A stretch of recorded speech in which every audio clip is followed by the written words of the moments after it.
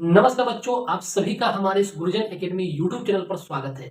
और आज हम लोग सीधा बात करने वाले हैं कि एग्जामिनेशन में जिस पैटर्न में आपका मैथमेटिक्स पूछने वाला है, ऑब्जेक्टिव, उसके बाद लघु उत्तरीय प्रश्न, उसके बाद दीर्घ उत्तरीय प्रश्न, उसी फॉर्मेट में हम लोग क्वेश्चन पढ़ेंगे। ठीक है, और ये क्वेश्चन आपको जितना भी क्वेश्चन आज बताया जाएगा, ये सब का सब क्वेश्चन आपका प्रीवियस ईयर क्वेश्चन और मॉडल पेपर से लिया गया क्वेश्चन है। ठीक है, तो चलिए बेहतर तरीके से क्वेश्चन को समझिए। अगर आप इसी तरीके से चाहते हैं कि आप सभी को साइंस में या सोशल साइंस में अगर मान लीजिए कि वीडियो चाहिए, तो आप लोग फटाफट कमेंट करेंगे। ठीक है, तो चलिए आज का सबसे पहला क्वेश्चन है, देख लेते हैं। सीधा हम लोग बात करेंगे लघु उत्तरीय और दीर्घ उत्तरीय। ठीक है, और ऑब्जेक्टिव क्वेश्चन का भी वीडियो ऑलरेडी डला रहा है हमारे गुरुजन एकेडमी यूट्यूब चैनल पर, तो आप लोग देखिए। आपको उसी जितना भी क्वेश्चन कराया जा रहा है ना, उसी सब क्वेश्चन आपको एग्जामिनेशन में आएगा। क्वेश्चन एक्स्ट्रा कहाँ से पूछेगा, कहाँ से आएगा? ठीक है ना, तो आपको समझने की चीज है। और सबसे पहला को देखिए, हमने जो मॉडल पेपर और पीवाईक्यू से जो क्वेश्चन लिया है, वो उसी तरीके से लिया है जो आपका एनसीईआरटी में चैप्टर वाइज है। ठीक है, चैप्टर वाइज ही क्वेश्चन हमने लिखा है। सबसे पहला क्वेश्चन क्या है कि यूक्लिड विभाजन का प्रयोग करके 180, 252 और 324 का महत्तम समापवर्तक निकाले, मॉशन निकाले। ठीक है, क्या यूज करके? यूक्लिड विभाजन का प्रयोग करके। ठीक है, तो क्वेश्चन नंबर 1 का सोल्यूशन देखिए। क्वेश्चन नंबर 1 का सोल्यूशन क्या क्या गिवन है? 180, 252 और 324, इसका यूक्लिड विभाजन द्वारा। और यूक्लिड विभाजन क्या है? एक एल्गोरिथम है जिसके थ्रू हम लोग क्या करते हैं, एचसीएफ और एलसीएम निकालते हैं। समझ गए ना? एचसीएफ एलसीएम तो आप ऐसे भी निकाले होंगे, सीखे होंगे 8th 9th में किस तरीके से निकाला जाता है, लेकिन क्लास 10th में यूक्लिड विभाजन का प्रयोग कर लिया जाता है। और यूक्लिड विभाजन होता क्या है, समझिए चीज को पहले। क्या होता है कि भाज्य बराबर, आप सभी को पता होगा कि भाज्य बराबर भाजक गुने भागफल प्लस शेष।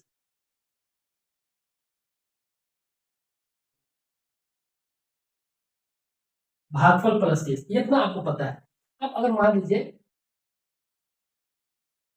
कि यहाँ पर P है, ठीक है, P है, P से हम भाग दे रहे हैं Q में। ठीक है, हमको जो, ठीक है, P से हम भाग दे रहे हैं Q में, हमको जो यहाँ पर भागफल मिल रहा है, क्या मिल रहा है? R मिल रहा है। और शेष क्या मिल रहा है? शेष मिल रहा है हमको T। ठीक है, इस तरीके से समझिए। हम आपको यूक्लिड विभाजन का जो एल्गोरिथम है ना, उसके फॉर्मेट में लाने की कोशिश कर रहे हैं। आप लोग बात को समझिए।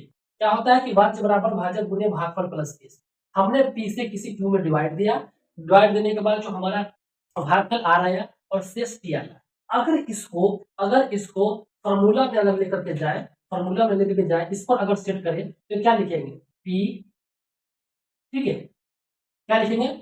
क्यू, सॉरी क्यू, भाज्य क्या है? क्यू, बराबर भाजक क्या है? पी।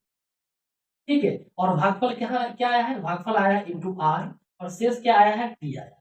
ठीक है, तो क्यू बराबर पी आर प्लस टी। ठीक है, आप नेमिंग कुछ भी कर सकते हैं, कोई मतलब नहीं है, कोई टेंशन लेने वाली बात नहीं है। कुछ भी ले ले, पी की जगह पर कुछ भी ले ले, एम आर ले ले, प्रिया ले ले, सरोज ले ले, जो लेना है ले सकते हैं। ठीक है, कोई दिक्कत वाली बात नहीं है। तो क्यू बराबर पी इंटू आर, मतलब क्या हुआ कि भाज्य बराबर भाज्य गुने भागफल प्लस शेष, यही होता है यूक्लिड विभाजन एल्गोरिथम। लेकिन इसके थ्रू स्टेप कैसे निकालना है, आप सीखने वाली बात यह है, समझने वाली बात है। समझ गया ना? इतना आपको याद रखेंगे, भाज्य बराबर भाज्य गुने भागफल प्लस शेष। हम यूक्लिड विभाजन का यूज करेंगे। ठीक है, यूक्लिड विभाजन का यूज करेंगे। अभी देखिए क्या करने वाले हम लोग कि इस ये दोनों को लेते हैं, 180 और 252। ये दोनों में सबसे छोटा कौन है? 180 है। तो हम लोग क्या करेंगे? 180 से भाग करेंगे 252 में। ठीक है, 180 से 252 भाग दीजिए। अगर मान लीजिए कि 180, 180 को अगर 2 से मल्टीप्लाई करोगे, 0 8 10 16 6, 1 2 3 3 मतलब एक मरतबा ही रहेगा, 1 टाइम। 2, 15 से 8 गया 8 से 15, ये हो गया आपका कैंसिल। कितना आ गया? 72 शेष आया। ये आपका क्या आया? भागफल आया। ये क्या है? आपका भाज्य है।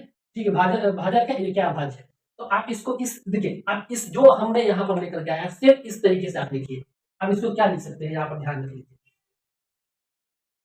252 बराबर, ठीक है, 252 बराबर 180 गुने, आप देखिए भागफल कितना है? 1, और शेष कितना है? 72 है।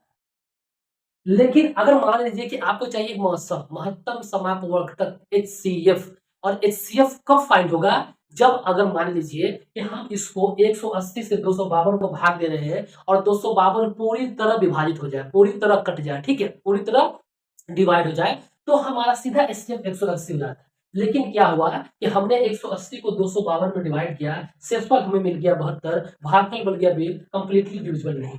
समझ में आ गया? आप क्या करेंगे इसमें, फिर हम लोग क्या करते हैं, जो छोटा के है छोटा को फिर हम लोग छोटा से भाग देंगे बड़े में, कितना 180, तो डिवाइड लीजिए क्या आ जाएगा? अगर मान लो कि 72 इंटू 2 दूना 4 7 दूना 14 144, ठीक है, 2 टाइम्स दीजिए, 3 टाइम्स देख लीजिए, 72 इंटू 3 6 और 7 3 नहीं, 2 टाइम्स लगेगा, 2 टाइम्स देंगे तो कितना हो जाएगा 144, और 10 में 4 गया 6, ये बचा 7, 7 में 4 गया तो 3, ये कैंसिल। समझ में आ गया?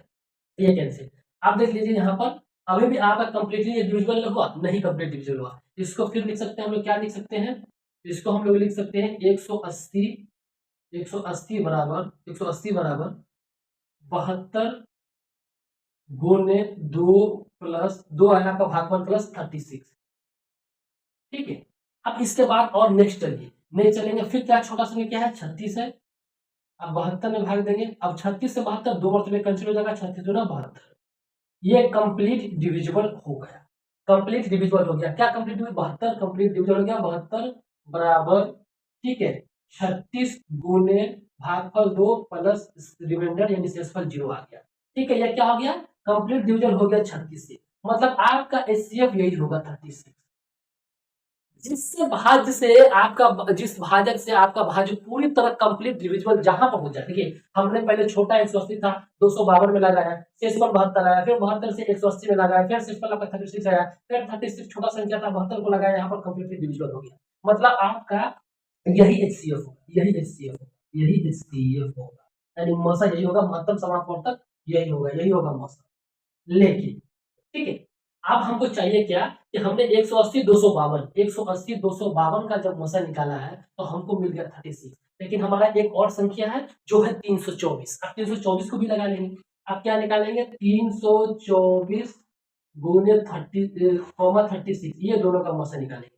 सेम इसी प्रोसीजर को फॉलो कीजिए, तो क्या करेंगे 36 को भाग देंगे, 36 से भाग देंगे 324 में, ठीक है। अब देखिए कितना मरतबे दे सकते हैं हम लोग, 424, 4 नहीं 4 थे 12, 4 नहीं 5 का 30, 5 थे 15, 3 18, नहीं चलिए ऊपर 7 8 9 मरतबे देख लीजिए, 36 इंटू 9, 6 का 54, 54 के 4 हाथ में लगा 5 कैरी 5 9 27, और 27 और 3 3 2 32, हाँ मतलब आपका ये 5 ये 9 मरतबे कितना आ जाएगा, 324 आ जाएगा, 324, ये पूरा पूरा कट गया, ठीक है। 36 यानी 36 को 324 से भाग देंगे तो 9 मरतबे पूरा कट गया, मतलब क्या हुआ कि 324 को अगर हम क्या किए कि भाग दिए 36 गुने 9 किए, तो रिमाइंडर यानी शेषफल 0 आ गया, मतलब यहाँ पर भी HCF क्या होगा, यहाँ पर भी HCF क्या आ गया 36 आ गया। तो पूरा जब पूरा निकाले तो हमको अल्टीमेट HCF क्या मिला, तो महत्तम समापवर्तक जो मिला, तीनों को कैलकुलेट करने के बाद तो महत्तम समापवर्तक बराबर मिला 36, यही हुआ आपका आंसर। और यही आपका बिहार बोर्ड के एग्जामिनेशन में 2 नंबर का होता है, और ये क्वेश्चन आएगा, फिक्स है, ये आप लिखवा लीजिए कि फिक्स है, ये क्वेश्चन आने वाला है, ठीक है। तो आप लोग क्या कीजिए, इसको पूरी को नोट डाउन कीजिए, अच्छे तरीके से लिखिए, क्योंकि ये सब एग्जामिनेशन में क्वेश्चन आएगा, और अभी से आप एग्जामिनेशन में 1 मंथ का टाइम बाकी है, तो आप पूरी सेट लगाइए, जिस तरीके से हम सेट वाइज करा रहे हैं वो सेट को लगाइए। तो पहले इस क्वेश्चन को लिख लीजिए, इसके बाद हम लोग सेकेंड क्वेश्चन पढ़ाएंगे। सेकेंड है, क्वेश्चन नंबर सेकेंड है कि सिद्ध करें कि 3 प्लस रूट 5 एक अपरिमेय संख्या है। आपको ये बताना है, ये प्रूफ करना है कि 3 प्लस रूट 5 एक अपरिमेय संख्या है, ठीक है। चलिए क्वेश्चन नंबर 2, क्वेश्चन नंबर 2 का उत्तर देख लीजिए, सोल्यूशन देख लीजिए, हल देख लीजिए, जो देख रहा है देख लीजिए। 3 प्लस रूट 5 क्या है, एक अपरिमेय संख्या, ऐसा प्रूव कीजिए। हम मान लेते हैं, ठीक है, मान लेते हैं, क्या करते हैं कि माना कि मैथमेटिक्स तो क्या है, मानने का चीज है, एजम्पशन का चीज है, आपको मान के ही चलना पड़ेगा। ऐसा मान लीजिए कि आपके पास कोई है, माना कि माना कि 3 + √5 एक परिमेय संख्या है। क्या है? परिमेय संख्या है। अब कुछ लोग बोलेंगे ऐसा क्यों मान ले परिमेय संख्या? अरे भाई मान लो ना भाई, मानने में क्या जा रहा है? ऐसा तो मान लो कटरीना कैफ तुम्हारी गर्लफ्रेंड है, ऐसा मान लो, मानने में क्या जा रहा है? मानने से हकीकत हो जाता है क्या? नहीं, मैथमेटिक में मान के चलना है, ठीक है, एजम्पशन का चीज है। माना कि 3 + √5 एक अपरिमेय संख्या है, ऐसा मान लेते हैं। तो अपरिमेय संख्या कोई भी नंबर अपरिमेय संख्या कब होगा? जबकि अगर मान लीजिए कि 3 + √5 बराबर p/q के फॉर्म में हो। अगर जो संख्या p/q के फॉर्म में होगा वही होगा क्या? यही होता है परिमेय संख्या, ठीक है, यही होता है परिमेय संख्या, यही होता है ना कि कोई भी नंबर किसके फॉर्म में हो? p/q के फॉर्म में। जहां पर q नॉट इक्वल टू 0 होगा। अब q नॉट इक्वल टू 0 हमने क्यों लिखा कि q 0 के बराबर इसलिए नहीं होगा कि अगर किसी भी नंबर में अगर 0 से डिवाइड करेंगे ये नंबर क्या आ जाएगा? ये नंबर आ जाएगा अपरिभाषित, ठीक है, अपरिभाषित, ठीक है, ये नंबर अपरिभाषित होता है, इसीलिए हम लोग क्या करते हैं q नॉट इक्वल टू 0। समझ गए यहाँ पर? अब एक बात हमको बताइए कि 3 + √5 बराबर p/q। यहां से 3 को इस साइड लेके जाते हैं, ठीक है।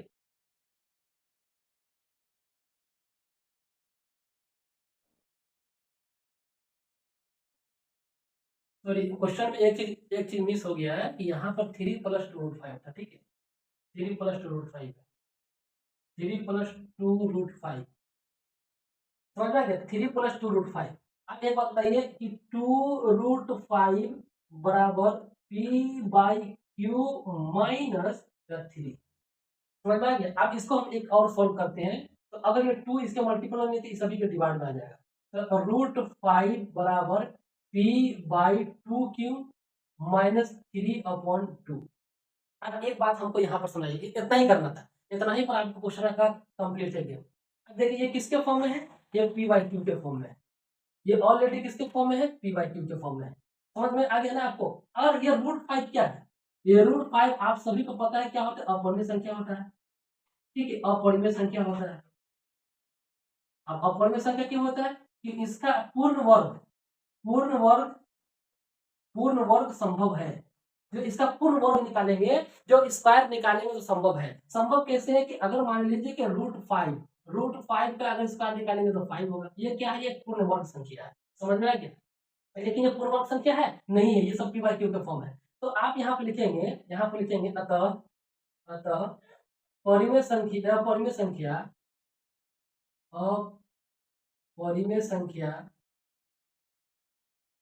बराबर परिमेय संख्या परिमेय संख्या कभी भी संभव नहीं है, संभव नहीं है। कि कैसे संभव होगा? एक परिमेय अपरिमेय संख्या परिमेय संख्या के बराबर कभी भी नहीं हो सकता, ठीक है, संभव नहीं है।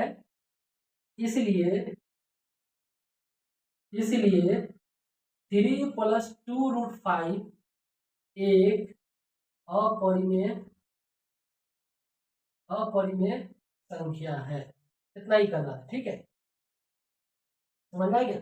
ठीक है, तो इसको आप लोग लिख लेंगे। लिखने के बाद अच्छे तरीके से इसके बारे में समझिए। किसी भी प्रकार का डाउट होगा तो आप लोग कमेंट जरूर करेंगे, ठीक है। अब क्वेश्चन नंबर 3 के ऊपर आते हैं। क्वेश्चन नंबर 3 क्या है? बहुत अच्छा क्वेश्चन है, शानदार क्वेश्चन है। क्या क्वेश्चन बोल रहा है बेटा?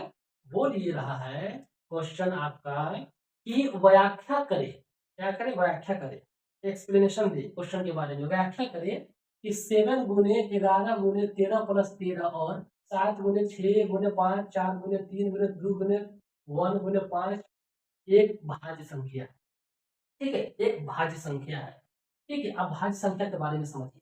भाज्य संख्या ऐसा होगा जिसका एक से ज्यादा गुणनखंड पॉसिबल होगा, एक से ज्यादा गुणनखंड होना चाहिए। सबसे पहला देख लीजिए क्वेश्चन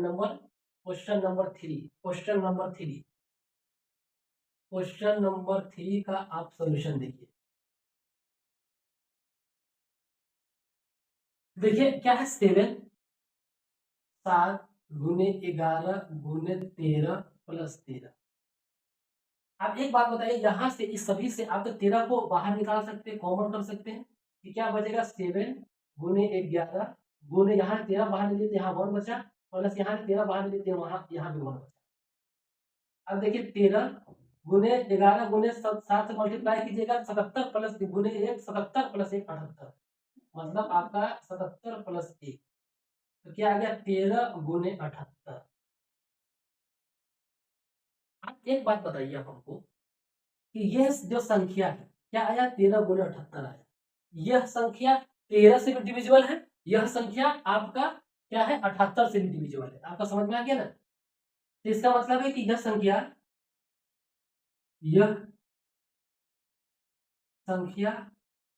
का दो गुणनखंड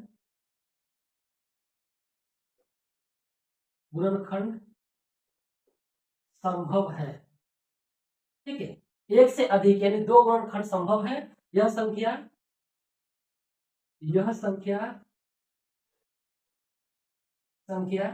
13 और 78 दोनों से विभाजित होगा। ठीक है, इसीलिए यह संख्या क्या है भाज्य है, इसीलिए यह संख्या एक भाज्य संख्या है। ठीक है, इतना आपको एग्जाम में लिखना पड़ेगा तो ही जाके 2 नंबर मिलेगा। अगर आपको Bihar board BSEB Bihar school examination board BSEB में अगर 2 मार्क्स लाना है, अगर हर एक क्वेश्चन में 2 मार्क्स लाना है तो आपको इतना करके बताना। समझ में आ गया। अभी देखिए इसका एक ही पार्ट हुआ है, सेकेंड पार्ट और है। सेम इस पार्ट को इसी तरीके से आपको सॉल्व करना है, सॉल्व करके आपको कमेंट करना है। अगर मान लीजिए कि ऑप्शन नहीं बनता है तो इसको हम बताएंगे। ठीक है, तो आप इसको भी नोट्स कीजिए। हम क्या करते हैं अब चौथे क्वेश्चन पर आएंगे और चौथा क्वेश्चन काफी। अब देखिए क्वेश्चन नंबर 7, द्विघात बहुपद दिया हुआ 4 square plus 5 root 2 x minus 3 के समूहों का योग ज्ञात कीजिए। ये क्वेश्चन आपका 2026 एग्जामिनेशन में है। 2026 जो बोर्ड एग्जामिनेशन होने वाला है बिहार बोर्ड का, उसमें आपका क्वेश्चन आएगा। क्वेश्चन नंबर 4 क्या सोल्यूशन देखिए, अच्छे तरीके से हर एक पार्ट को समझिएगा। हाँ, 4x² plus 5 root 2x minus का 3, इसका क्या निकाला, शून्य निकाला है। और शून्य आप सभी को पता है कि शून्य क्या होता है। ठीक है, चलिए इसका शून्य निकालते हैं। अब आपको पता है द्विघात बहुपद का स्टैंडर्ड फॉर्म होता है, क्या होता है ax² प्लस bx प्लस का c। इसी से इसको कंपेयर कीजिए। अब इससे कंपेयर कीजिएगा तो a का वैल्यू कितना हो जाएगा, a का वैल्यू 4। जो a क्या है x का कोएफिशिएंट वही है, यहाँ पर x का कोएफिशिएंट 4 है तो 4। b की जगह पर 5 रूट 2 और c की जगह पर माइनस का 3। ठीक है, अगर मान लीजिए कि यहाँ पर रूट नहीं होता तो जैसे हम लोग निकाले थे, आपका द्विघात बहुपद सॉल्व कर रहे थे उस तरीके से कर सकते थे, लेकिन यहाँ रूट 5 आ गया, 5 रूट 2 आ गया, तो इसको हम लोग सॉल्व करेंगे इस तरीके से। ठीक है, क्या हम निकालते थे x बराबर minus b plus minus under root b² minus 4ac divided by 2a। समझ गए ना। और हम लोग क्या निकालते हैं कि d² बराबर b² माइनस का 4ac। ठीक है, अब यहाँ पर याद रखिए कि b की वैल्यू कितनी है 5 रूट 2, 5 रूट 2 इसका स्क्वायर माइनस 4 गुने a की वैल्यू कितनी है 4 गुने c की वैल्यू कितनी है माइनस का 3। ये कितना हो जाएगा 25 गुने 2। देखिए स्क्वायर करेंगे तो 5 का भी स्क्वायर होगा, रूट 2 का भी स्क्वायर होगा, 5 का स्क्वायर 25, रूट 2 का स्क्वायर 2। ठीक है, और माइनस प्लस, ये माइनस और ये माइनस मिलकर प्लस हो जाएगा, ये हो जाएगा आपका 16 गुने 3। ये हो जाएगा कितना आपका 50 प्लस 16 या 48 बराबर कितना हो जाएगा आपका 98। डी स्क्वायर का वैल्यू कितना आ गया 98, लेकिन हमको चाहिए डी।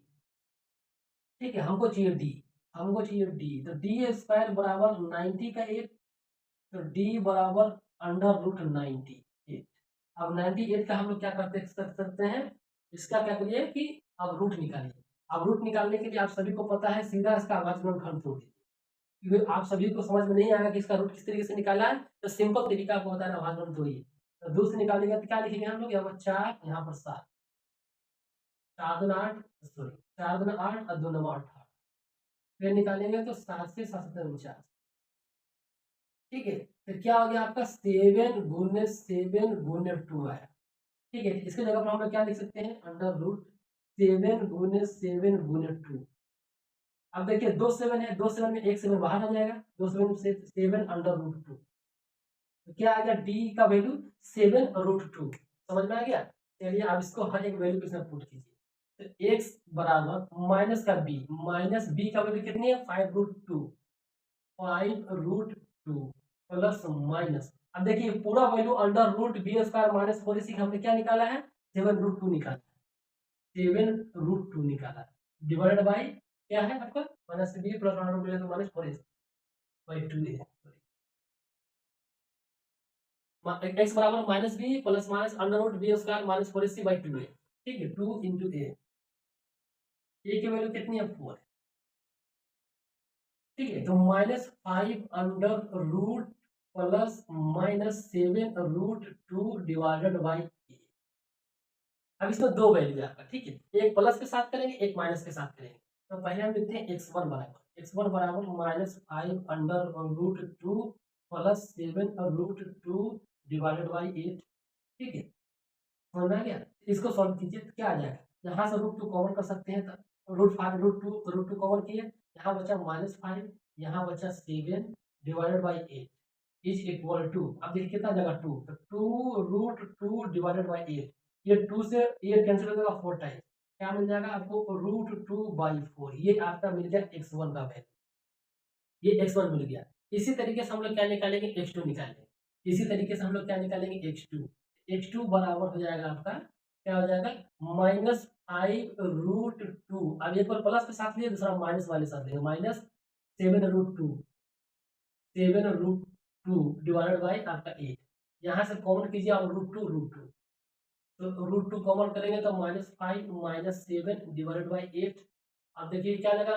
7 5 12, तो माइनस का 12 अंडर रूट 2 बाई 8, अब ये देखिए 4 से कैंसिल होगा, 4 तिहाई 12, 4 दूना 8, ये आपका आ जाएगा माइनस 3 रूट 2 डिवाइडेड बाई 2, ये आ गया। क्या क्या मिल गया आपको, x1 क्या मिल गया, x1 क्या मिल गया, x1 मिल गया आपको root 2 by 4, root 2 by 4, x2 में क्या मिल गया आपको, x2 मिल गया आपको, x2 मिल गया माइनस का 3 रूट 2 माइनस 3 रूट का 2 बाई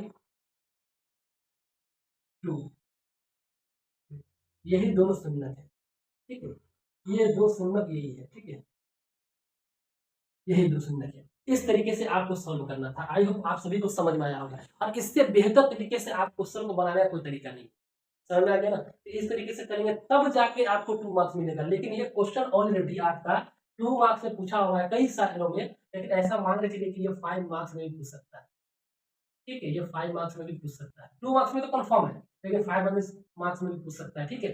तो विधायक बहुपद का ना सबसे अच्छा क्वेश्चन इसी टाइप से बनता है, तो आप सभी इसको नोट्स कीजिए, अच्छे तरीके से नोट कीजिए, ताकि आप किसी भी प्रकार का डाउट हो किसी भी स्टेप में, तो आप क्वेश्चन नंबर 5 है। क्वेश्चन नंबर 5, यदि बहुपद px के शून्य को अल्फा एंड बीटा इस प्रकार है, किस प्रकार है कि अल्फा प्लस बीटा बराबर 5, अल्फा इंटू बीटा बराबर माइनस 30, px निकालिए। वेरी वेरी इंपॉर्टेंट क्वेश्चन, ठीक है, वेरी वेरी इंपॉर्टेंट क्वेश्चन है, समझ में आ गया। आप एक लाइन से भी याद रखेंगे, 5 का सोल्यूशन देखिए, एक लाइन से भी याद रखेंगे, क्वेश्चन बन गया, ये क्वेश्चन बन गया। आप लोग याद रखेंगे, अगर px निकालना है, द्विघात बहुपद निकालना है, तो px बराबर अगर दो शून्य गिवन है तो याद रखेंगे x square minus alpha plus beta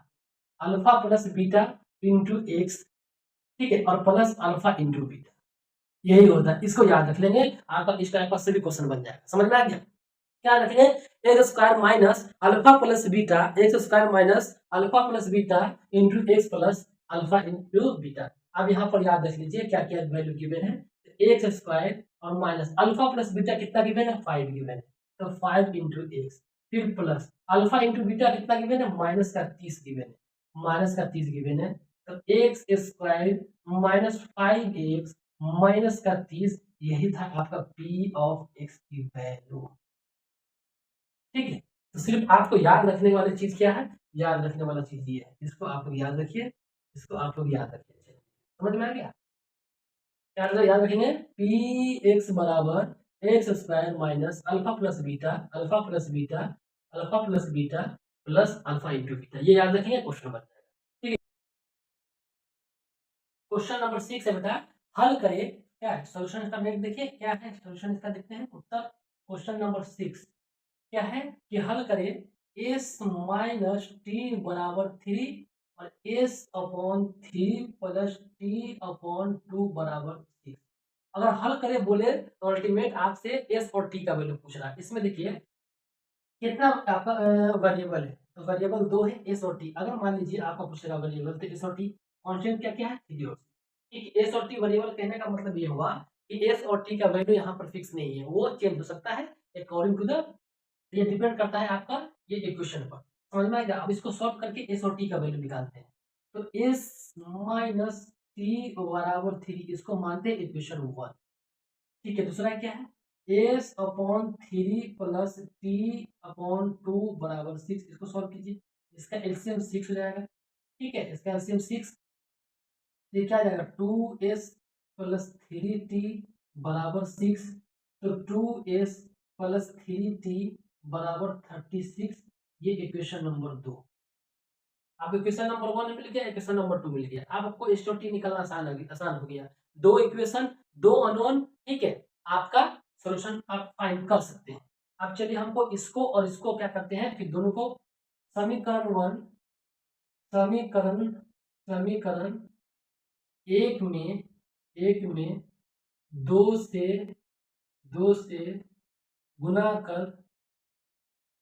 करके समीकरण एक को, समीकरण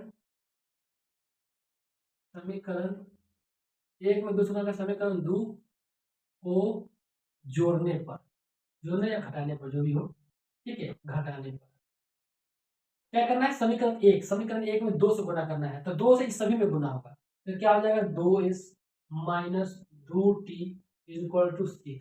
और समीकरण एक क्या है, दो क्या है 2s प्लस का 3t बराबर 36। अब ये दोनों को माइनस करेंगे। देखिए यहाँ प्लस का साइन है तो चेंज हो जाएगा माइनस, यहाँ पर प्लस का साइन है तो चेंज हो जाएगा माइनस, यहाँ पर प्लस का साइन चेंज हो जाएगा तो माइनस। ठीक है, 2s और 2s कैंसिल हो जाएगा। अब दो माइनस का 2t माइनस का 3t, तो कितना आ जाएगा माइनस का 5t बराबर 6 में से अगर 36 को माइनस करेंगे तो माइनस का 30, ये कैंसिल हो जाएगा। तो t बराबर क्या आ जाएगा 30/5। तो आपको t बराबर क्या मिल गया, t बराबर मिल गया 6। ठीक है, अब ये t बराबर 6, तो t बराबर 6 को इक्वेशन समीकरण एक में रखने पर पूरा इसी अंदाज में आपको सोल्यूशन देना है। ठीक है, बिहार बोर्ड क्या मांगता है ना कि आपका सोल्यूशन किस तरीके से किया गया है, आपको सेम इसी तरीके से करना है, तो आपका एक मार्क्स नहीं कटेगा, इस बात की गारंटी है। समझ में आ गया ना। टी बराबर 6 को समीकरण एक में रखने पर, समीकरण एक क्या है एस माइनस टी बराबर 3, तो एस माइनस टी का वैल्यू 6 बराबर 3, एस बराबर अगर माइनस 6 इधर आके आ जाएगा प्लस 6 हो जाएगा, तो एस बराबर कितना मिल गया 9। तो आपको क्या क्या मिल गया, एस बराबर 9 मिल गया, टी बराबर मिल गया 6।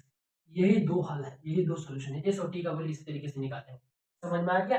तो चलिए इस क्वेश्चन को आप लोग नोट डाउन करेंगे और उसके बाद आप देखिए किसी भी प्रकार का दिक्कत हो तो आप हमें बताएंगे, और इसी तरीके से आपको इसी अंदाज में आंसर देना है, तो एक भी मार्क्स आपका नहीं कटने वाला है। नेक्स्ट क्वेश्चन क्या है, 7 नंबर बोला के किस मान के लिए द्विघात समीकरण के एक्स इंटू एक्स माइनस 3+9 बराबर 0 के मूल समान होंगे। चलिए क्वेश्चन नंबर 7 का सोल्यूशन देखिए। क्वेश्चन नंबर 7 का सोल्यूशन देखिए। क्या दिया हुआ है आपका द्विघात समीकरण, द्विघात समीकरण दिया हुआ है के एक्स एक्स माइनस 3+9। ये सब क्वेश्चन ना आपका इतना इंपॉर्टेंट है एग्जाम के पॉइंट ऑफ व्यू से, क्योंकि अब हमको नहीं लगता कि इससे बेहतर 2-2 मार्क्स वाला क्वेश्चन कुछ हो सकता है। समझ में आ गया ना। तो आप सभी क्वेश्चन को अच्छे तरीके से ध्यान देंगे, सब इंपॉर्टेंट क्वेश्चन है।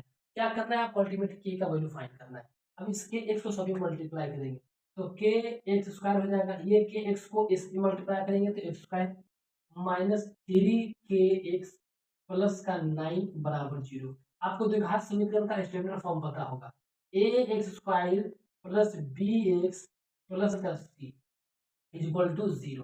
चलिए आप ए की वैल्यू क्या हो जाएगी यहाँ पर, तो ए की वैल्यू हो जाएगी के, बी का वैल्यू क्या हो जाएगा माइनस का 3 के, सी का वैल्यू कितना हो जाएगा 9 हो जाएगा। आपको पता है कि डी निकालना, डी किस तरीके से निकालते हैं, तो डी स्क्वायर बराबर बी स्क्वायर माइनस का 4ac, ठीक है, पता है ना आप सभी को कि डी स्क्वायर बराबर बी स्क्वायर माइनस का 4ac, इतना आप सभी को मालूम होगा, समझ में आ गया। चलिए तो b की वैल्यू कितनी है, b की वैल्यू। नमस्कार बच्चों, आप सभी का हमारे इस गुरुजन एकेडमी यूट्यूब चैनल पर स्वागत है।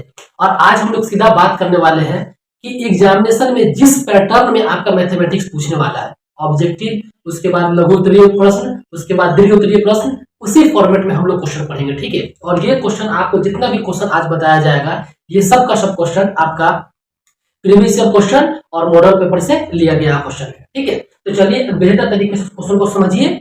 अगर आप इसी तरीके से चाहते हैं कि आप सभी को साइंस में या सोशल साइंस में अगर मान लीजिए कि वीडियो चाहिए, तो आप लोग फटाफट कमेंट करेंगे, ठीक है। तो चलिए आज का सबसे पहला क्वेश्चन है, देख लेते हैं। सीधा हम लोग बात करेंगे लघु उत्तरीय और दीर्घ उत्तरीय, ठीक है। और ऑब्जेक्टिव क्वेश्चन का भी वीडियो ऑलरेडी डला रहा है हमारे गुरुजन एकेडमी यूट्यूब चैनल पर, तो आप लोग देखिए। आपको उसी जितना भी क्वेश्चन कराया जा रहा है ना, उसी सब क्वेश्चन आपको एग्जामिनेशन में आएगा। क्वेश्चन एक्स्ट्रा कहाँ से पूछेगा, कहाँ से आएगा, ठीक है ना। तो आपको समझने की चीज है। और सबसे पहला देखिए, हमने जो मॉडल पेपर और पीवाईक्यू से जो क्वेश्चन लिया है, वो उसी तरीके से लिया है जो आपका एनसीईआरटी में चैप्टर वाइज है, ठीक है। चैप्टर वाइज ही क्वेश्चन हमने लिखा है। सबसे पहला क्वेश्चन क्या है कि यूक्लिड विभाजन का प्रयोग करके 180, 252 और 324 का महत्तम समापवर्तक निकाले, मशन निकाले, ठीक है। क्या यूज करके, यूक्लिड विभाजन का प्रयोग करके, ठीक है। तो क्वेश्चन नंबर 1 का सॉल्यूशन देखिए, क्वेश्चन नंबर 1 का सॉल्यूशन क्या क्या गिवन है, 180, 252 और 324, इसका यूक्लिड विभाजन द्वारा। और यूक्लिड विभाजन क्या है, एक एल्गोरिथम है जिसके थ्रू हम लोग क्या करते हैं, एचसीएफ और एलसीएम निकालते हैं। समझ गए ना, एचसीएफ एलसीएम तो आप ऐसे भी निकाले होंगे, सीखे होंगे 8th 9th में किस तरीके से निकाला जाता है, लेकिन क्लास 10th में यूक्लिड विभाजन का प्रयोग कर किया जाता है। और यूक्लिड विभाजन होता क्या है, समझिए चीज को पहले। क्या होता है कि भाज्य बराबर, आप सभी को पता होगा कि भाज्य बराबर भाजक गुणे भागफल प्लस शेष,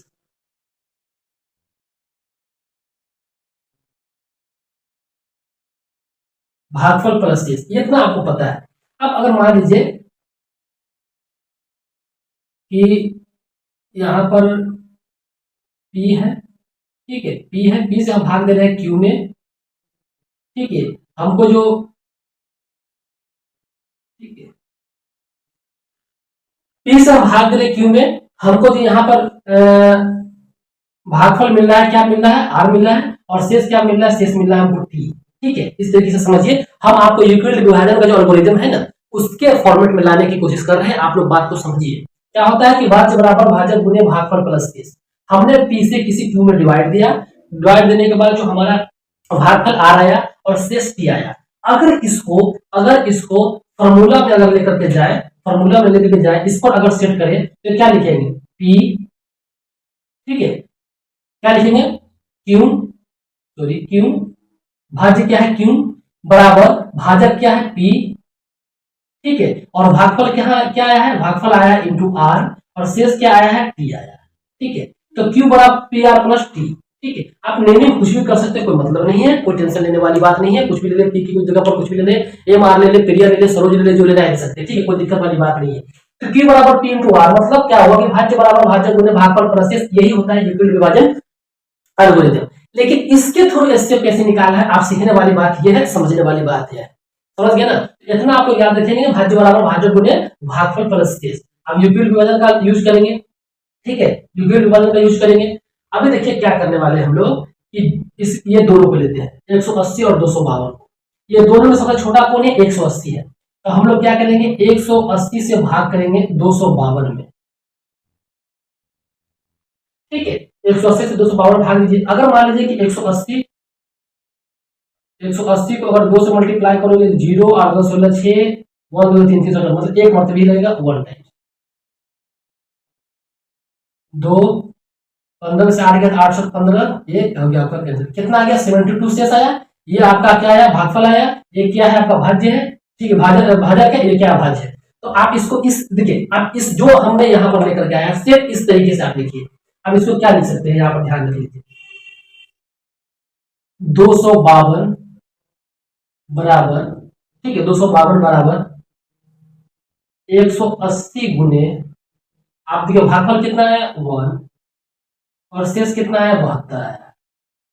लेकिन अगर मान लीजिए कि आपको चाहिए महत्तम समापवर्तक HCF और HCF कब फाइंड होगा जब अगर मान लीजिए कि हम इसको 180 से 252 को भाग दे रहे हैं और 252 पूरी तरह विभाजित हो जाए पूरी तरह कट जाए ठीक है पूरी तरह डिवाइड हो जाए तो हमारा सीधा HCF 180 हो जाता है। लेकिन क्या हुआ कि हमने 180 को 252 में डिवाइड किया शेषफल हमें मिल गया 72 भागफल मिल गया 20 कंप्लीटली डिविजिबल नहीं हुआ। समझ में आ गया। आप क्या करेंगे इसमें फिर हम लोग क्या करते हैं जो छोटा के है छोटा को फिर हम लोग छोटा से भाग देंगे बड़े में कितना 180 फिर डिवाइड लीजिए क्या अगर मान लो कि 72 इंटू 2 2 दूना 4 7 दूना 14 144 ठीक है 2 टाइम्स दीजिए 3 टाइम्स देख लीजिए 72 इंटू 3 6 और 7 3 नहीं 2 टाइम्स लगेगा 2 टाइम्स देंगे तो कितना हो जाएगा 144 और 10 में 4 गया 6 ये बचा 7 7 में 4 गया था 3 ये कैंसिल। समझ में आ गया ये कैंसिल।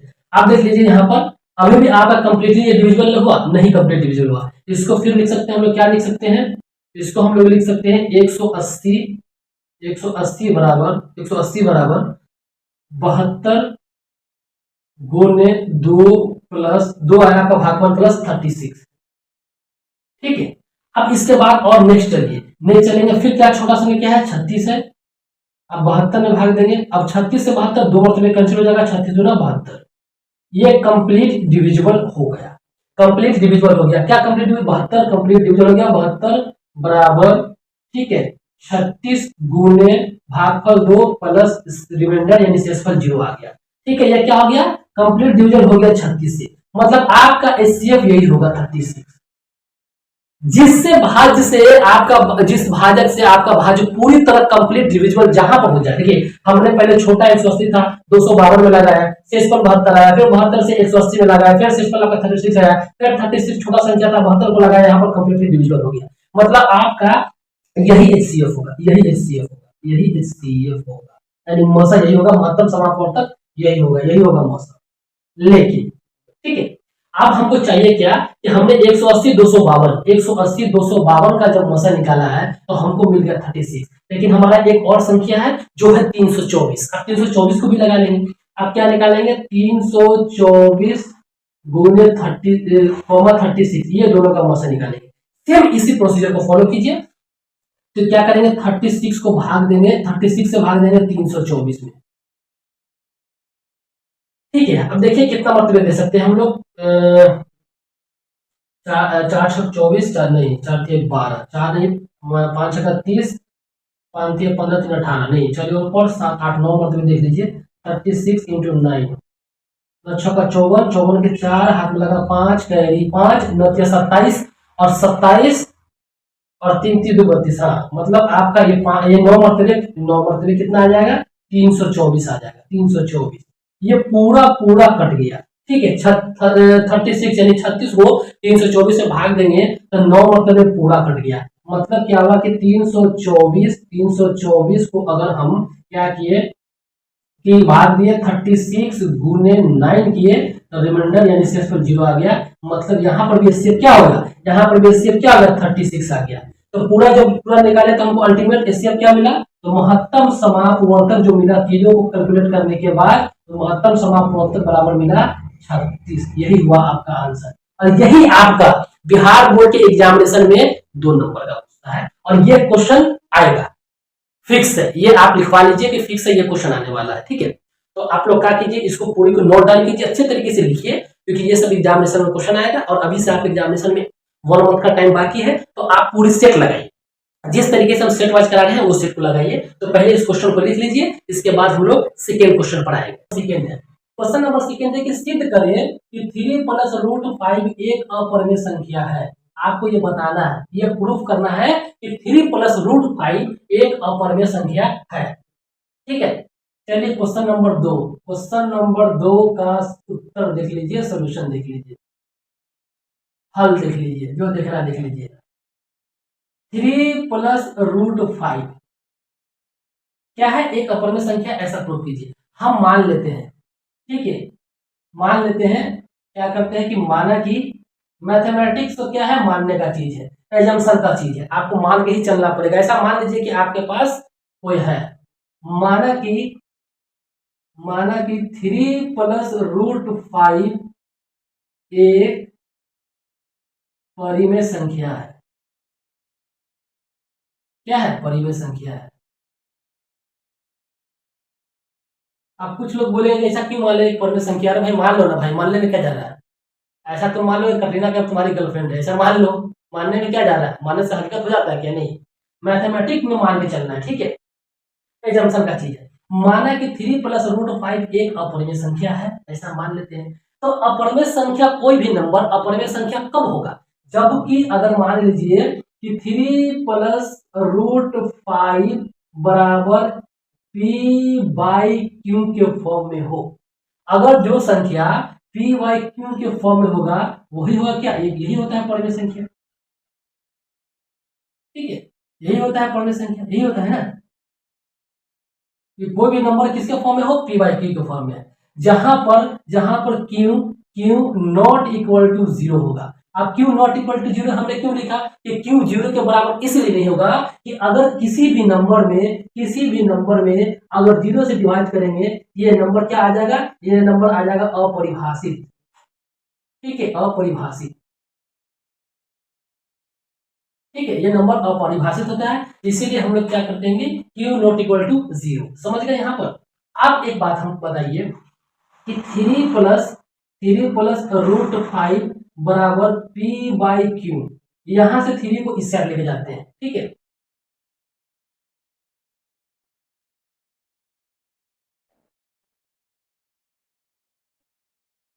सॉरी क्वेश्चन में एक चीज मिस हो गया है कि यहाँ पर 3 प्लस टू रूट 5 था, ठीक है, 3 प्लस टू रूट 5 है, 3 प्लस टू रूट 5, समझ में आ गया? 3 प्लस टू रूट 5। आप एक बात बताइए कि 2 रूट 5 बराबर पी बाई क्यू माइनस 3, समझ में आ गया? अब इसको हम एक और सॉल्व करते हैं, तो अगर ये 2 इसके मल्टीपल में तो सभी के डिवाइड में आ जाएगा। तो रूट 5 बराबर P by 2 Q minus 3 upon 2। अब एक बात हमको यहाँ पर समझाइए, इतना ही करना था, इतना ही पर आपको क्वेश्चन का कंप्लीट है गेम। अब देखिए ये किसके फॉर्म में है? ये पी बाई क्यू के फॉर्म में है। ये ऑलरेडी किसके फॉर्म में है? पी बाई क्यू के फॉर्म में है। समझ में आ गया ना आपको? और ये रूट 5 क्या है? ये रूट 5 आप सभी को पता है क्या होता है? अपरिमेय संख्या होता है, ठीक है, अपरिमेय संख्या होता है। अब अपरिमेय संख्या क्यों होता है? कि इसका पूर्ण वर्ग संभव है। जो इसका पूर्ण वर्ग निकालेंगे, जो स्क्वायर निकालेंगे तो संभव है। संभव कैसे है? कि अगर मान लीजिए कि रूट 5 का अगर स्क्वायर निकालेंगे तो 5 होगा। ये क्या है? ये पूर्ण वर्ग संख्या है। समझ में आ गया? लेकिन ये पूर्ण वर्ग संख्या है नहीं है, ये सब पी बाई क्यू का फॉर्म है। तो आप यहाँ पे लिखेंगे अतः परिमेय संख्या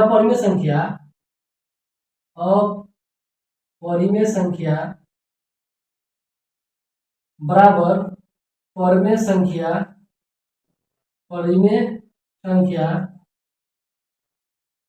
कभी भी संभव नहीं है। कैसे संभव होगा? एक परिमेय अपरिमेय संख्या परिमेय संख्या के बराबर कभी भी नहीं हो सकता, ठीक है, संभव नहीं है। इसलिए 3 प्लस टू रूट 5 एक अपरिमेय संख्या है। इतना ही करना है, ठीक है, समझ में आ गया? ठीक है, तो इसको आप लोग लिख लेंगे। लिखने के बाद अच्छे तरीके से इसके बारे में सोचिए। किसी भी प्रकार का डाउट होगा तो आप लोग कमेंट जरूर करेंगे, ठीक है। अब क्वेश्चन नंबर 3 के ऊपर आते हैं। क्वेश्चन नंबर 3 क्या है? बहुत अच्छा क्वेश्चन है, शानदार क्वेश्चन है। क्या क्वेश्चन बोल रहा है बेटा? बोल ये रहा है क्वेश्चन आपका कि व्याख्या करे, क्या करे, व्याख्या करे, एक्सप्लेनेशन दे क्वेश्चन के बारे में, व्याख्या करे कि 7 गुने 11 गुने 13 प्लस 13 और 7 गुने 6 गुने 5 4 गुने 3 गुने 2 गुने 1 गुने 5 एक भाज्य संख्या है। ठीक है, एक भाज्य संख्या है। ठीक है, अब भाज्य संख्या के बारे में समझिए। भाज्य संख्या ऐसा होगा जिसका एक से ज्यादा गुणनखंड पॉसिबल होगा, एक से ज्यादा गुणनखंड होना चाहिए। सबसे पहला देख लीजिए क्वेश्चन नंबर 3, क्वेश्चन नंबर 3 का आप सॉल्यूशन देखिए। देखिए क्या है, 7 गुने 11 गुने 13 प्लस 13। आप एक बात बताइए, यहां से इस सभी से आप 13 को बाहर निकाल सकते हैं, कॉमन कर सकते हैं कि क्या बचेगा, 7 गुने 11 गुने यहाँ 13 बाहर ले लेते, यहाँ 1 बचा, प्लस यहाँ 13 बाहर ले लेते, वहां यहाँ भी 1 बचा। अब देखिए 13 गुने 11 गुने 7 से मल्टीप्लाई कीजिएगा, 77 प्लस गुने 1 77 प्लस 1 78, मतलब आपका 77 प्लस 1, तो क्या आ गया 13 गुने 78। आप एक बात बताइए आप हमको कि यह जो संख्या है क्या आया, 13 गुने 78 आया। यह संख्या 13 से भी डिविजिबल है, यह संख्या आपका क्या है 78 से भी डिविजिबल है। आपका समझ में आ गया ना। तो इसका मतलब है कि यह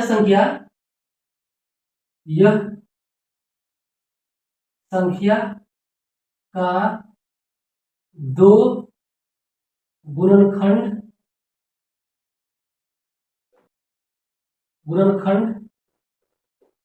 संभव है।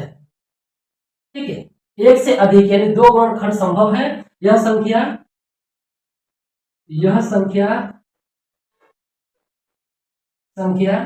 13 और 78 दोनों से विभाजित होगा।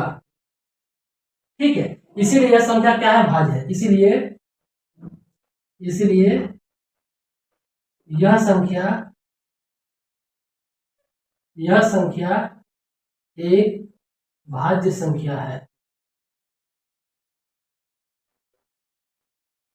ठीक है, इतना आपको एग्जाम में लिखना पड़ेगा तो ही जाके 2 नंबर मिलेगा। अगर आपको Bihar board BSEB Bihar school examination board BSEB में अगर 2 मार्क्स लाना है, अगर हर एक क्वेश्चन में 2 मार्क्स लाना है, तो आपको इतना करके बताना पड़ेगा। समझ में आ गया। अभी देखिए इसका एक ही पार्ट हुआ है, सेकेंड पार्ट और है। सेम इस पार्ट को इसी तरीके से आपको सॉल्व करना है, और सॉल्व करके आपको कमेंट करना है। अगर मान लीजिए कि ऑप्शन नहीं बनता है तो इसको हम बताएंगे। ठीक है, तो आप इसको भी नोट्स कीजिए। हम क्या करते हैं, अब चौथे क्वेश्चन पर आएंगे, और चौथा क्वेश्चन काफी। अब देखिए क्वेश्चन नंबर 7, द्विघात बहुपद दिया हुआ 4 square plus 5 root 2 x minus 3 के समूहों का योग ज्ञात कीजिए। ये क्वेश्चन आपका 2026 एग्जामिनेशन में आएगा। 2026 जो बोर्ड एग्जामिनेशन होने वाला है बिहार बोर्ड का, उसमें आपका क्वेश्चन आएगा। क्वेश्चन नंबर 4 क्या सॉल्यूशन देखिए। अच्छे तरीके से हर एक पार्ट को समझिएगा। हाँ, 4x square plus 5 root 2x minus का 3, इसका क्या निकाला, शून्य निकाला है। और शून्य आप सभी को पता है कि शून्य क्या होता है। ठीक है, चलिए इसका शून्य निकालते हैं। अब आपको पता है द्विघात बहुपद का स्टैंडर्ड फॉर्म होता है, क्या होता है, ax square plus bx plus का c। इसी से इसको कंपेयर कीजिए। अब इससे कंपेयर कीजिएगा तो a का वैल्यू कितना हो जाएगा, a का वैल्यू 4। जो a क्या है, x का कोएफिशिएंट वही है, यहाँ पर x का कोएफिशिएंट 4 है तो 4। b की जगह पर 5 रूट 2 और c की जगह पर माइनस का 3। ठीक है, अगर मान लीजिए कि यहाँ पर रूट नहीं होता तो जैसे हम लोग निकाले थे, आपका द्विघात बहुपद सॉल्व कर रहे थे उस तरीके से कर सकते थे, लेकिन यहाँ रूट 5 आ गया, 5 रूट 2 आ गया, तो इसको हम लोग सॉल्व करेंगे इस तरीके से। ठीक है, क्या हम निकालते थे, x बराबर minus b plus minus under root b square minus 4ac divided by 2a। समझ गए ना। और हम लोग क्या निकालते हैं कि डी स्क्वायर बराबर बी स्क्वायर माइनस का 4ac। ठीक है, अब यहाँ पर याद रखिए कि b की वैल्यू कितनी है, 5 रूट 2, इसका स्क्वायर -4 गुने ए की वैल्यू कितनी है 4 गुने सी की वैल्यू कितनी है -3। ये कितना हो जाएगा 25 गुने 2। देखिए स्क्वायर करेंगे तो 5 का भी स्क्वायर होगा, √2 का भी स्क्वायर होगा, तो 5 का स्क्वायर 25, √2 का स्क्वायर 2। ठीक है, और माइनस प्लस, ये माइनस और ये माइनस मिलकर प्लस हो जाएगा, ये हो जाएगा आपका 16 गुने 3। ये हो जाएगा कितना आपका 50 प्लस 16 या 48 बराबर कितना हो जाएगा आपका 98। डी स्क्वायर का वैल्यू कितना आ गया 98, लेकिन हमको चाहिए डी। ठीक है, हमको चाहिए डी, हमको चाहिए डी, तो डी स्क्वायर बराबर 90 का 8, तो डी बराबर √98। अब 98 का हम लोग क्या करते सकते हैं, इसका क्या करिए कि अब रूट निकालिए। अब रूट निकालने के लिए आप सभी को पता है, सीधा इसका आवाज खंड छोड़ दीजिए, क्योंकि आप सभी को समझ में नहीं आएगा कि इसका रूट किस तरीके से निकाला है, तो सिंपल तरीका आपको बता रहा है, आवाज खंड तोड़िए। तो 2 से निकालेंगे तो क्या लिखेंगे हम लोग, यहाँ पर 4, यहाँ पर 7, 4 दूना 8, सॉरी 4 दूना 8 और 2 9 18, फिर निकालेंगे तो 7 से 7 7 49। ठीक है, तो क्या हो गया आपका 7 गुने 7 गुने 2 आया। ठीक है, तो इसके जगह पर हम लोग क्या लिख सकते हैं, √7 गुने 7 गुने 2। अब देखिए 2 7 है, 2 7 में एक 7 बाहर आ जाएगा, 2 7 से 7 √2, तो क्या आ गया डी का वैल्यू 7√2। समझ में आ गया। चलिए आप इसको हर एक वैल्यू के साथ पुट कीजिए, तो x बराबर माइनस का b, माइनस b का वैल्यू कितनी है 5√2, 5√2 प्लस माइनस, अब देखिए पूरा वैल्यू √b² माइनस 4ac हमने क्या निकाला है 7√2 निकाला है, 7√2 निकाला है, डिवाइडेड बाई क्या है आपका minus b plus minus 4ac by 2a, x बराबर minus b plus minus √b² minus 4ac by 2a। ठीक है, 2 इंटू a की वैल्यू कितनी है 4 है।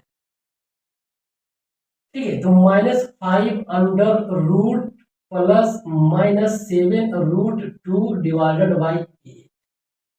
अब इसमें दो वैल्यू है आपका। ठीक है, एक प्लस के साथ करेंगे, एक माइनस के साथ करेंगे, तो पहले हम लिखते हैं x1 बराबर -5 √2 प्लस 7√2 डिवाइडेड बाई 8। ठीक है, समझ में आ गया। इसको सॉल्व कीजिए तो क्या आ जाएगा, यहाँ से √2 कॉमन कर सकते हैं, तो √2 कॉमन किए, यहाँ बचा -5, यहाँ बचा 7 divided by 8 is equal to, अब देखिए कितना जाएगा 2, तो 2√2 डिवाइडेड बाई 8, ये 2 से 8 कैंसिल हो जाएगा 4 टाइम्स, क्या मिल जाएगा आपको √2/4। ये आपका मिल गया x1 का वैल्यू, ये x1 मिल गया। इसी तरीके से हम लोग क्या निकालेंगे x2 निकालेंगे, इसी तरीके से हम लोग क्या निकालेंगे x2 बराबर हो जाएगा आपका, क्या हो जाएगा -5√2, अब एक बार प्लस के साथ लिए, दूसरा माइनस वाले साथ लेंगे, -7√2 डिवाइडेड बाई आपका 8, यहाँ से कॉमन कीजिए आप √2, तो √2 कॉमन करेंगे तो -5 -7 डिवाइडेड बाई 8। अब देखिए क्या जाएगा 7 5 12, तो -12√2/8। अब ये देखिए 4 से कैंसिल होगा, 4 तिहाई 12, 4 दूना 8, ये आपका आ जाएगा -3√2 डिवाइडेड बाई 2। ये आ गया, क्या क्या मिल गया आपको, x1 क्या मिल गया, x1 क्या मिल गया, x1 मिल गया आपको √2/4, √2/4। x2 में क्या मिल गया आपको, x2 मिल गया आपको, x2 मिल गया माइनस का 3√2 माइनस 3√2/2। यही दोनों सुन्नत है। ठीक है, ये दो सुन्नत यही है। ठीक है, यही दो सुन्नत है। इस तरीके से आपको सॉल्व करना था। आई होप आप सभी को समझ में आया होगा, और इससे बेहतर तरीके से आप क्वेश्चन को बनाने का कोई तरीका नहीं। समझ में आ गया ना, तो इस तरीके से करेंगे तब जाके आपको 2 मार्क्स मिलेगा। लेकिन ये क्वेश्चन ऑलरेडी आपका 2 मार्क्स में पूछा हुआ है कई सालों में, लेकिन ऐसा मान के चलिए कि ये 5 मार्क्स में भी पूछ सकता है। ठीक है, ये 5 मार्क्स में भी पूछ सकता है, 2 मार्क्स में तो कंफर्म है, लेकिन 5 मार्क्स में भी पूछ सकता है। ठीक है, तो विधायक बहुपद का ना सबसे अच्छा क्वेश्चन इसी टाइप से बनता है। तो आप सभी इसको नोट्स कीजिए, अच्छे तरीके से नोट कीजिए, ताकि आपको किसी भी प्रकार का डाउट हो, किसी भी स्टेप में। आप क्वेश्चन नंबर 5 है। क्वेश्चन नंबर 5, यदि बहुपद px के शून्य को अल्फा एंड बीटा इस प्रकार है, किस प्रकार है कि अल्फा प्लस बीटा बराबर 5, अल्फा इंटू बीटा बराबर -30, तो px निकालिए। वेरी वेरी इंपॉर्टेंट क्वेश्चन है। ठीक है, वेरी वेरी इंपॉर्टेंट क्वेश्चन है। समझ में आ गया। आप एक लाइन से भी याद रखेंगे, 5 का सोल्यूशन देखिए, एक लाइन से भी याद रखेंगे, क्वेश्चन बन गया, ये क्वेश्चन बन गया। आप लोग याद रखेंगे अगर px निकालना है, द्विघात बहुपद निकालना है तो px बराबर, अगर दो शून्य गिवन है तो याद रखेंगे x square minus alpha plus beta, alpha plus beta into x, ठीक है, और प्लस अल्फा इंटू बीटा, यही होता है। इसको याद रख लेंगे, आपका इस टाइप का सभी क्वेश्चन बन जाएगा। समझ में आ गया? क्या रखेंगे? X square minus alpha plus beta, x square minus alpha plus beta into x plus alpha into beta. अब यहाँ पर याद रख लीजिए क्या क्या वैल्यू गिवन है, तो एक्स स्क्वायर और माइनस अल्फा प्लस बीटा कितना गिवन है, 5 गिवन है, तो 5 इंटू एक्स, फिर प्लस अल्फा इंटू बीटा कितना गिवन है, माइनस का 30 गिवन है, माइनस का 30 गिवन है, तो x square minus 5x minus का 30, यही था आपका p ऑफ x की वैल्यू। ठीक है, तो सिर्फ आपको याद रखने वाली चीज क्या है, याद रखने वाला चीज ये है, इसको आप लोग याद रखिए, इसको आप लोग याद रखिए। चलिए समझ में आ गया?